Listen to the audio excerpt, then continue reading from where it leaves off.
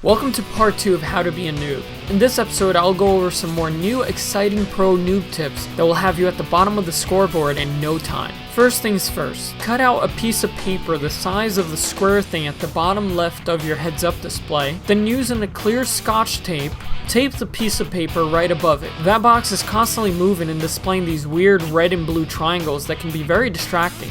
Next, you want to make sure never to flank your enemies. People who flank are usually hackers that don't want to be exposed. If you see your teammate trying to shoot an enemy, make sure to point your flashlight directly at his face. This expert noob trick will confuse the enemy into thinking your teammate is actually on their side. While you have your flashlight equipped, don't forget that the best form of communication in the heat of battle is Morse code. So using the T, or talk to teammates key, flash them a message, especially to let them know they're taking fire. When you finally get a chance to get into the gunner's seat of a chopper after using the trick shown in part 1, make sure you know how to use flares properly. The expert noob way of using flares is to use them at the first sign of a lock-on, or when the chopper's health drops below 90%. Doing so will temporarily blind your enemy on the ground and guarantee that your chopper won't stay up in the air for more than a minute. When using the suicide medic class, or as DICE likes to call it, the assault class, don't forget your sole purpose in life is to revive your fallen teammates on the front lines. The more bullets hitting your dead teammate's body,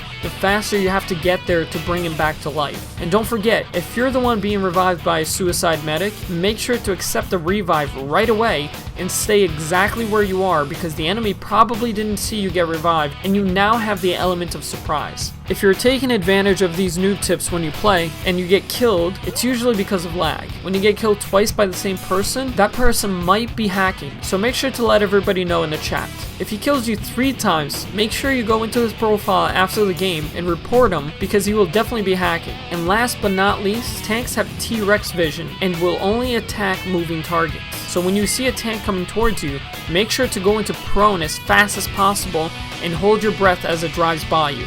And that's it for this tutorial. Hopefully with a bit of practice and by using some of these tips, you will be better equipped to become the best noob on your team. And if you guys want me to make part 3, please like and favorite this video and leave me your expert noob tips in the comments below, and subscribe if you want to get notified when part 3 gets released, and I'll see you all next time.